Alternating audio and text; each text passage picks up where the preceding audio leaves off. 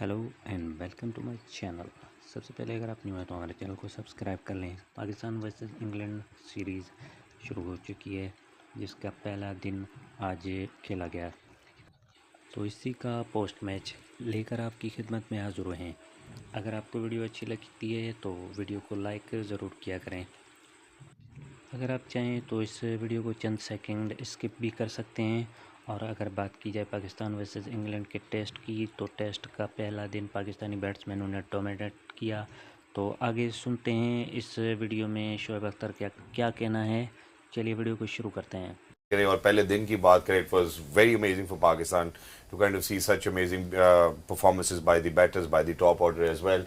साइम के ऊपर हम बात करेंगे, लेकिन सबसे पहले मैं शोएब भाई को जरा बैटिंग कार्ड दिखाना चाहता हूं आज का, फिर उसके बाद मजीद आगे बढ़ते हैं और शोएब भाई का तजिया लेना। चूंकि सबसे पहले शोएब भाई, आपने सुबह में ये कहा कि पाकिस्तान को टॉस जीतकर बॉलिंग का फैसला करना चाहिए। मुझे लगता है कि वो शायद बॉलिंग करेंगे। जी, ऐसे ही है। और इंग्लैंड बैटिंग करेगा, यही बात हुई थी। तो आई थिंक गिलेस्पी को से फायदा हो गया कि they demanded, the batters demanded कि बैटिंग विकेट चाहिए। उन्होंने कहा शराब will prepare a good track for the both sides. Exactly. They'll end up making a batting track. Exactly. So सुबह सेशन में क्या हुआ? जी सुबह सर, अभी सबसे पहले अगर हम बात करते हैं, obviously Abdullah and Saim came to open, rose up to the occasion. It was Abdullah 102 of 184, and then Shan obviously made sure that he was going to make that difference with a strike rate of more than 80 as well.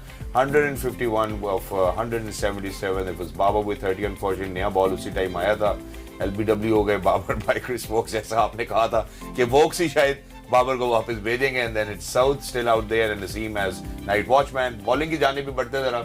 आज England थका हुआ लगा, थकते रहे, और बीच बीच में उन्होंने कोशिश की कि शुएब बशीर को जो है वो इंट्रोड्यूस कराते रहे, ताकि बर्डन जरा 6-6 ओवर्स के स्पेल्स चलते रहे दोनों तरफ से। ये शुएब भाई, अब आप हमें लेके चलें to walk us through from the bowling card. आप what do you take of it? Atkinson ने अच्छी बॉलिंग किया, लेकिन अभी they were bleeding runs, a lot of runs, but Chris Woke, again, that I'm banking a lot on him when it comes to a scorecard. I think he's the guy, he can take wickets in the early session. Naseem aaya hai. I think they will get him out early in the morning. And Rizwan hai. I mean, I think the first session of the morning is going to be critical for Pakistan. And if Pakistan survives that, then Pakistan gets around 500, 550 plus. Hard. If they don't, the England is going on to score 600 runs, easy. So they are looking to bat only once. Right. In this test match. ऐसे ही है। So उनके पास 3 दिन पड़े हुए हैं। ऐसे ही है। कल वाला आधा मिला के। So I think they're gonna go for a kill. और Chris Woakes looked good, but वो जान जरा नजर नहीं आई जो जान मारते हैं ना। और यहाँ विकेट अच्छा होता, थोड़ा क्रिस वॉक का बॉल निकला था। It's a difficult to for Englishman. I think they were probably missing Wood also little. Wood की जो एक्सपेरिमेंट थी, उनकी शॉर्ट बॉल बहुत इफेक्टिव थी। इन्होंने आज कोशिश की वो शॉर्ट बॉल की, लेकिन वो उतनी इफेक्टिव नहीं रही जितना वुड की होती थी। ये हमारे प्लेयर्स अच्छा खेले, माहीन प्लेयर्स अच्छा खेले, बट अच्छा खेले। अब्दुल्ला बहुत अच्छा खेला, शान बड़े अच्छे स्ट्राइक रेट के साथ खेला। अब्दुल्ला और शान ने मारते गए। शान बॉल था आज अगेंस्ट बैस बॉल। हाँ बिल्कुल सही कहने हैं, लेकिन अच्छा खेले, अच्छे स्ट्राइक रेट के साथ खेले।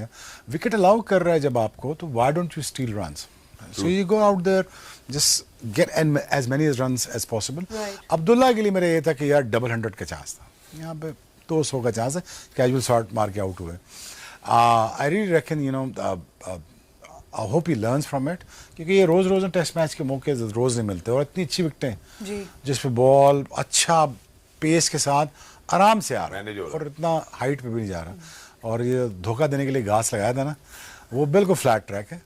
वो विकेट के लिए इसलिए रखा है, विकेट जुड़ा रहे। And I think Pakistan capitalized well. और I am bit sad for Babar को यहाँ पे शो करना चाहिए था, लंबा वाला बिल्कुल करना चाहिए था। अच्छा, अब शुएब भाई, यहाँ पे दो बातें हैं। एक तो जब हमने सुबह ट्रैक के हवाले से बात की थी, 22 यार्ड्स के हवाले से बात की, तो आपने कहा ऑब्वियसली ज्यादा डिटेरियोरेशन नहीं नजर आएगी ग्रास की वजह से, और एडवांटेज अगर लेना होगा तो थोड़े अरसे में मुझे लगता है सीमस भी ले सकते हैं। अब जो यहाँ पे बात करने की वो ये कि पाकिस्तान अगर कल का पूरा दिन बैटिंग करता है, हमारे पास आर्मरी में हमने देखना है सलमान अली आ गए, मोहम्मद रिजवान मौजूद हैं, डाउन दी ऑर्डर हो सकता है 20, 30, 40, 50 जितने भी हम कंट्रीब्यूट कर दें। क्या ऐसा टोटल होगा जो अगर हम 2 दिन या 2.5 दिन में एक टोटल सेट करें, जिसके बाद फिर हमें दोबारा बल्लेबाजी ना करनी पड़े? देखिए 600 रन ठीक है। I mean honestly, अभी कितना टोटल? अभी 324 आएगा। 24, I mean इतना ही 250 करना है आपने। 328 है। एक आधा 100 और चाहिए बड़ा, तो आपका 250 होता है। मोहम्मद रिजवान है, सलमान अली आ गए, आमिर जमाल, शाहीन शाह अफरीदी है। और विकेट पे कौन खड़ा अभी? जी विकेट पे कौन खड़ा है? विकेट पे खड़ा है सऊद और नसीम शाह। नाइट सऊद कितने पे खड़ा है? सऊद है, वही मैं कह रहा हूँ ना, 35। सऊद अगर करता है, रिजवान चिपन करता है अपने 100 के साथ, तो 200-250 आप करते हैं। सेफ पोजीशन में आप तब जाते हैं जब 550 अबव करते हैं प्लस।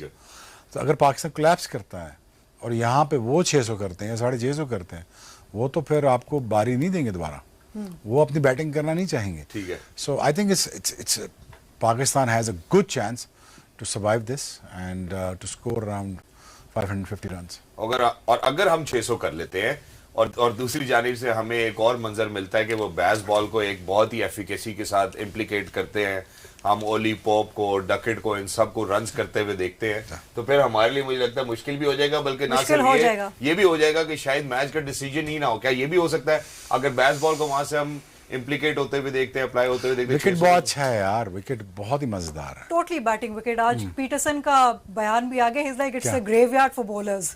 एग्जैक्टली। तो ये बयान तब क्यों देता जब हम खेलते थे? फैसलाबाद विकेट कौन सा तेज बनाते थे? वैसे विकेट था ना, लाहौर का कौन सा विकेट तेज था? बिल्कुल। थिंग इज पीटरसन को ये भी देखना चाहिए कि हम जब बॉलिंग कर रहे थे तो हम बहुत ज्यादा जान भी मार रहे थे। Exactly. तो हमने तो कोई बाउंसर्स पे आउट तो नहीं किया ज्यादा था। इंडिया, इंग्लैंड जितना भी हम खेले हैं, तो ये भी बात करनी चाहिए उनको कि यार बॉलर्स पैराडाइज तो ये सब कॉन्टिनेंट तो है नहीं, तो यहाँ पे आपको जोर तो लगाना ही पड़ेगा। But having said that I think it's a good batting track. मुझे लगता है कि इंग्लैंड का रिप्लाई क्या होगा, that is very important. Pakistan का रिप्लाई अभी आना है, बिल्कुल। वो पहला एक पूरा सेशन है जो लंच टाइम तक। अगर Pakistan lose around about 3 wickets in that session, तो Pakistan will not able to get 500 runs. 500 runs का मतलब ये है कि board with the confidence of the 500 runs के साथ पाकिस्तान बॉलिंग बेहतर करेगा, ना कि Pakistan 415, 20, 25, it's going to be look very odd. So I really wish Pakistan goes on to score about 500 runs. Exactly. और बांग्लादेश के अगेंस्ट जहां हमने 440 किए थे, उसका रिजल्ट भी हम सब देख चुके हैं। जहां पे आपने बैटिंग ट्रैक की बात की, जरा शान की फैंटाबुलस बैटिंग के ऊपर भी नजरसानी कराना चाहता हूँ शुएब भाई। आपकी टाइप की फील्ड सेटअप भी, आपको शॉर्ट मिड ऑफ पे भी प्लेयर्स नजर आए, आपको मिड ऑन पे भी आपको फील्डर्स नजर आ रहे हैं। बॉलिंग उस तरफ नहीं हो रही क्योंकि बॉलिंग ट्रैक बिल्कुल भी नहीं, एड कोई नहीं है, और जो ग्रास हमें सुबह नजर आई थी वो अब इस टाइम नहीं नजर आ रही है। आप देखें अगर हम सेशन वाइज भी बात करें, नहीं घास तो नजर आ रही है ग्राउंड पे, पर it's more brown ground wicket पे नहीं। आज देखें बॉल बल्ले पे बहुत मजेदार आ रहा था। मुझे जो अप्रोच लगी शान की वो ये थी कि यार मैं अच्छा तेज खेलूंगा, मैं स्कोरिंग शॉट्स खेलूंगा अपने, और यहाँ पे अलाउ कर रहा है विकेट आपको स्कोरिंग शॉट्स आप खेलें, और कैलकुलेटेड खेला है। वो जाना चाह रहा था 200 पे जी। Until he, I think he was cramping up a little. थोड़ा सा लग रहा था कि उनको थोड़ा बहुत क्रैम्प्स और मसल्स के इश्यूज हो रहे हैं। तो देखिए यार, कभी पाकिस्तान में इतनी लंबी बैटिंग की नहीं। पाकिस्तान ने most of the time test matches खेलते हैं 6 महीने बाद, साल बाद, फिटनेस का यार प्रॉब्लम आ जाता है। इट्स वेरी वेरी ऑफ्टन के आप स्ट्रगल करते हो। So I don't blame the youngsters because 150 तो किया ना यार, बिल्कुल 150 बड़ा रन होता है करना, और बैट फ्लो के साथ बड़ा अच्छा बैट फ्लो आ रहा था उसका। देखिए विकेट इतना मजेदार है, जो शॉट मारना चाह रहा वो लग रही है। हाँ, बिल्कुल। ना स्पिन हो रहा है ना ब्रेक हो रहा है। कोई रिस्ट स्पिनर भी उनका जो था शोएब बशीर, और वो कुछ ज़्यादा खास तौर पे कर नहीं पाए। वैसे उनको ये पूरे 3 टेस्ट मैच खिलाने चाहिए। हमें खुद पाकिस्तान को रिक्वेस्ट करनी चाहिए को ड्रॉप नहीं करना। पूरे टेस्ट मैच इंग्लैंड को रिकमेंडेशन है हमारी कि ये तीनों टेस्ट मैच खेले। नहीं जाए ना प्लीज। दूसरे भी अच्छे हैं। जहां हमने शान की बैटिंग देखी, it was really good to see Abdullah Shafique back in form. He contributed with 100, he was playing good with Shan Masood, सो बहुत अच्छी पार्टनरशिप नजर आ रही थी। आई थिंक जाके उन्होंने बल्ला खोलना शुरू किया है, लेकिन I mean hats off to him, he should have scored, he can score 200। Sarfaraz भाई सोच रहे होंगे कि इस पिच पे मुझे भी मौका मिल जाता, अगर मैं प्लेइंग 11 में होता तो मैं भी काफी कुछ कर जाता। सरफराज भी सोच तो रहे होंगे, उनका विजुअल बीच में दिखाया है, मेरा ख्याल है वो कंट्रीब्यूट कर सकते थे टेस्ट क्रिकेट के हवाले से। दूसरी जानिब जहाँ पे अभी हमने बात की थी, साउथ ऑब्वियसली क्रीज पर मौजूद हैं। हमारी विशफुल थिंकिंग ये है कि पाकिस्तान 600 प्लस पे पहुंच जाए। 30 से ज्यादा रन जो है वो साउथ ने बनाए। इधर दिखाना चाहता हूँ आपको कि साउथ कैसे खेले, ताकि अब आप एंटिसिपेट करके फोरकास्ट करेंगे कि साउथ कल कैसा खेल सकेंगे। मुझे तो बड़ा उम्मीद है इनसे 100 की, और लंबे 100 की। उन्होंने ये 3 चौके मारे 3 बॉलों पे, और इससे आप अंदाज़ा लगा सकते हैं कि ये दूसरा स्वीप है। फिर उन्होंने पुट्ठी मारी स्वीप, इसके बाद 5 4s जी एक ओवर में मारे, ये देखें ना जी, एक ही ओवर में मारते गए हैं वो। बिल्कुल। तो हमें से पता लग जाता है आपको विकेट बहुत बहुत आसान है। यहाँ पे कोई स्पिन ब्रेक टर्न का कोई चक्कर ही नहीं है। A dream wicket for batters. ओह या ऑफ कोर्स।